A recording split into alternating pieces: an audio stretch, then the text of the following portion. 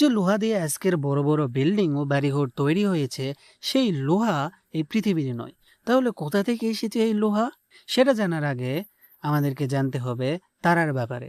সূর্যের চেয়ে 8 গুণ বেশি ভারী একটি তারা কোটি কোটি বছর ধরে হাইড্রোজেন পুড়িয়ে হিলিয়াম বানায়, তারপর হিলিয়াম পুড়িয়ে কার্বন, কার্বন পুড়িয়ে অক্সিজেন এবং তারপর সিলিকন। এভাবে ধাপে ধাপে ভারী মৌল তৈরি হতে থাকে। সিলিকন পুড়তে পুড়তে একসময় তৈরি হয় আয়রন। কিন্তু আয়রন আর পোড়ানো যায় না। আয়রন ফিউজ করতে গেলে শক্তি বের হয় না, বরং শক্তি আরও লাগে। তাই তারার ইঞ্জিন থেমে যায়। তারার কেন্দ্রে আয়রনের একটা বিশাল স্তূপ জমে যায়।